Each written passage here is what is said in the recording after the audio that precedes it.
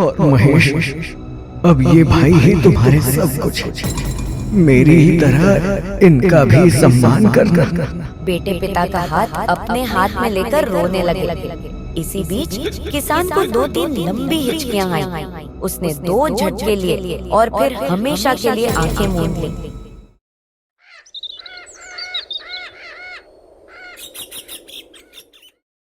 प्राचीन काल में सुंदरगढ़ गांव में एक धनी किसान रहता था। उसके 3 बेटे थे। दोनों बड़े बेटे रमेश और सुरेश सुंदर और गुणवान व मेहनती थे, लेकिन उसका छोटा बेटा महेश मनमौजी स्वभाव का था। वो कोई ज्यादा पढ़ा लिखा भी नहीं था। किसान के दोनों बड़े बेटों की शादी धनी परिवारों की सुंदर व सुशील कन्याओं से हो गई, लेकिन किसान की चिंता तीसरे बेटे को लेकर थी। कोई धनी मानी परिवार उसके लिए अपनी बेटी देने को तैयार ही नहीं था। इसी बीच एक रात किसान की तबीयत बहुत खराब हो गई। उसे खून की उल्टी होने लगी। तीनों बेटे उसके पास ही बैठे थे। उसकी ये हालत देखकर वो वैद्य जी को बुलाने चले गए, तो किसान ने उन्हें रोक लिया और बोला, मेरे बच्चों, मुझे लगता है कि अब मैं नहीं बचूंगा। मेरे बाद तुम तीनों जमीन जायदाद को लेकर कोई कलह ना करोगा, इसीलिए मैंने अपनी सारी जमीन जायदाद का तुम तीनों में बराबर बंटवारा कर दिया है। रमेश और सुरेश, तुम दोनों बड़े हो, दुनिया की ऊंच नीच समझते हो। महेश भी ना समझे, इसका अपने बच्चे की तरह ध्यान रखना। और महेश, अब ये भाई ही तुम्हारे सब कुछ है। मेरी ही तरह इनका भी सम्मान करना। बेटे पिता का हाथ अपने हाथ में लेकर रोने लगे। इसी बीच किसान को 2-3 लंबी हिचकियां आई। उसने 2 झटके लिए और फिर हमेशा के लिए आंखें मूंद ली। किसान के जाने के कुछ दिन बाद तक तो सब ठीक रहा, लेकिन जल्द ही भाइयों भाभीओं का व्यवहार महेश के प्रति बदल गया। पिता के रहते हुए उनकी कभी भी महेश से कुछ कहने की हिम्मत नहीं होती थी, लेकिन अब वो उसे उठते बैठते खाते पीते टोकते ही रहते थे। इस महेश को देखो, मुफ्त का खा खाकर सांड हुए जा रहा है। वो कहावत इसी के लिए बनी है, काम का न काज का, दुश्मन अनाज का। वो तो पिताजी से इसका ध्यान रखने का वादा किया था, वरना ये तो घर में रखने लायक भी नहीं है। जी बिल्कुल सही कहा आपने। वो तो मैं हूँ जो रोज खाना बनाकर दिए जा रही हूँ।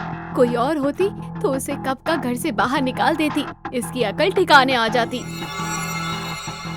सही कह रही हैं भाभी। पिताजी इस महेश से बहुत दुखी थे। बेचारे इसके सुधार की उम्मीद आंखों में ही लिए चल बसे। महेश इन सबके ताने एक कान से सुनता और दूसरे कान से निकाल देता। उसे कोई फर्क नहीं पड़ता था। वो अपना ज्यादातर समय गांव के नदी के किनारे मछली मारने और अपनी हमजोलियों से हंसी ठट्टा करने में बिताता था। शाम को घर लौटता तो झिड़कियों के साथ 2 रोटी खाकर सोया रहता। महेश को इस तरह आवारागर्दी में दिन बीतते देख गांव वालों को सहन नहीं होता था। उसके पिता थे तो वो घर में ही रहता था, लेकिन अब उसका पूरा समय बाहर बीतता था। ये हालात देख ग्रामीण महेश के भाइयों रमेश और सुरेश को ताने देने लगे। अरे रमेश, सुरेश, तुम कैसे हो भाई? तुम्हारा छोटा भाई दिन भर नदी किनारे मच्छी मारा करता है। तुम उसके बारे में कुछ सोचते क्यों नहीं?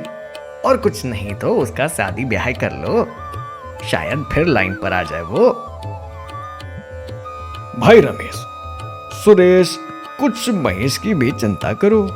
तुम्हारे पिता जिंदा होते तो महेश यूं भटकता नहीं फिरता, और अब तो उसे किसी न किसी ठौर ठिये से बांध देते। ये सच है कि शादी होते ही लड़के अपनी जिम्मेदारी समझने लगते हैं। महेश भी सुधर जाता। तुम तो बड़े भाई हो, तुम्हें उसकी चिंता करनी चाहिए। आखिर गांव वालों के तानों और अपनी प्रतिष्ठा को देखते हुए महेश के भाइयों ने उसकी शादी नजदीक के ही गांव में रतनगढ़ में तय कर दी। महेश की होने वाली पत्नी रानी बेहद ही गरीब परिवार से थी। उसके पिता कई साल पहले ही एक बीमारी के शिकार होकर स्वर्गवासी हो चुके थे। और माँ लोगों के कपड़े सीकर गुजारा करती थी। गरीब होने के बावजूद रानी बुद्धिमान और हाजिर जवाब थी। रानी, तुमने महेश से शादी के लिए हाँ करके हमारे सिर से एक बहुत बड़ा बोझ उतार दिया। मुझे पूरी उम्मीद है कि तुम्हारे आने से महेश के भाग जाग जाएंगे। तुम जैसी बुद्धिमान स्त्री भला उसे कहाँ मिलती। पिता के प्यार ने उसे कुछ ज्यादा ही सिर पर चढ़ा दिया था, जिससे काम धाम में उसका जी नहीं लगता। हमें उम्मीद है कि तुम महेश को भी सही रास्ते पर ले आओगी। शादी के बाद महेश बेहद खुश था। अब उसने नदी के किनारे जाना भी छोड़ दिया था। रानी दिन भर घर के काम और उसकी खिदमत में लगी रहती। इस बीच महेश को उसके पिता से बंटवारे में मिला धन तेजी से खर्च होने लगा। खेतों में हल लगे काफी समय हो गया था। ऐसे में उनकी जमीन भी बंजर होने लगी थी। अपने पति की लापरवाही और आलसीपन देखकर रानी बहुत दुखी थी। उसे अपना और महेश का भविष्य अंधकारमय नजर आ रहा था। उसको समझ नहीं आ रहा था कि वो अपने पति को कैसे सुधारे। दिन रात वो इसी बारे में सोचती रहती। आखिर एक दिन उसके दिमाग में एक उपाय आया। सुबह महेश को कलेवा करवाते हुए उसने कहा, सुनिए जी, कल रात पिताजी मेरे सपनों में आए थे। आपके बारे में पूछ रहे थे। कह रहे थे कि मैं बहुत दुखी हूँ। मैं अपने महेश को कभी पैसों की कमी नहीं होने दूंगा। उन्होंने बताया कि खेत की जमीन पर जो कमरा बना है उसके पीछे खजाना दबा हुआ है। महेश को सुबह के सपने सच होने पर यकीन था। रानी का सपना सुनकर उसकी बांछें खिल गई। वो खजाने पाने की दिवा स्वप्न देखने लगा, लेकिन फिर सपने से बाहर आते हुए रानी से पूछा, खेत तो बहुत बड़ा है रानी, इसे खोदेगा कौन? मजदूरों को लगाएंगे तो वो बहुत पैसा लेंगे। हमारे पास इतना पैसा कहाँ है? किसानों से खुदवाने के ना तो पैसे हैं और ना ही हैसियत। दूसरे उनसे खेत खुदवाएंगे तो खजाने की बात फैल जाएगी। ऐसा करते हैं कि हम खुद खेत खोदते हैं। थोड़ी मेहनत ज्यादा लगेगी, लेकिन खजाने के लिए इतना तो करना ही पड़ेगा ना। अब रानी ने महेश को फावड़ा पकड़वा दिया। खजाने की आस में उत्साहित महेश ने अपने पिता और भगवान को याद करके खेत को दे धनादन खोदना शुरू कर दिया।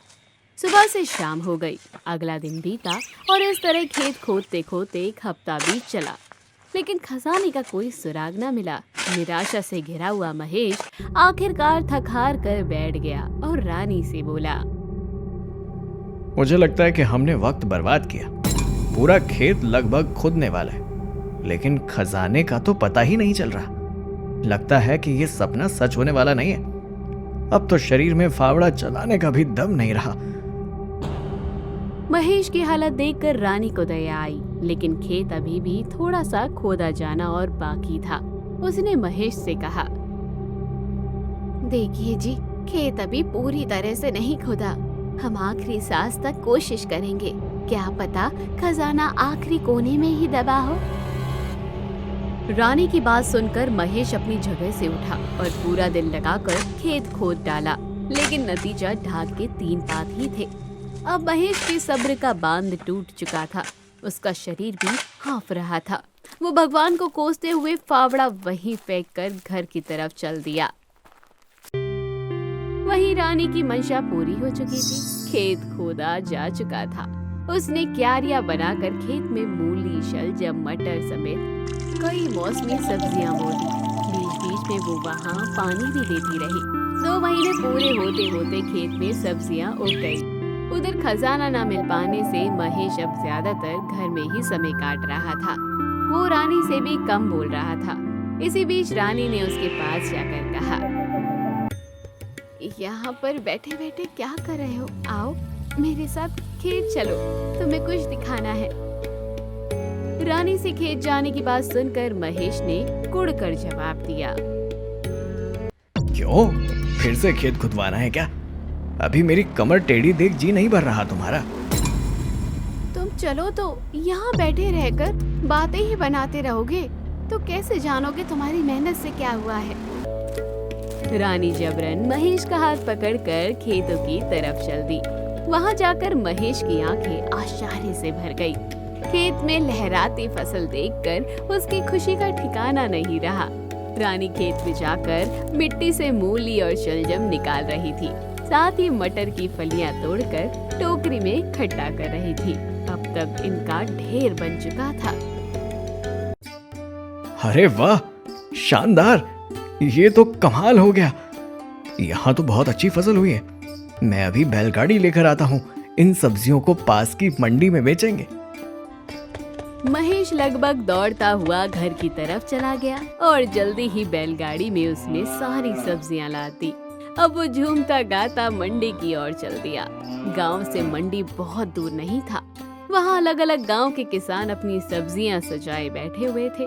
महेश ने भी अपनी बैलगाड़ी उन्हीं के बीच खड़ी कर दी और पुकारने लगा, सब्जी ले लो, ताजी सब्जियां। अरे सब्जियां खाकर सेहत बनाओ, फिर न मिलेंगी ऐसी सब्जियां। महेश के खेत की सब्जियों की क्वालिटी इतनी अच्छी थी कि लोग हाथों हाथ दाम देकर सब्जियां खरीदने लगे। शाम होने से काफी पहले ही महेश की सारी सब्जियां बिक चुकी थी।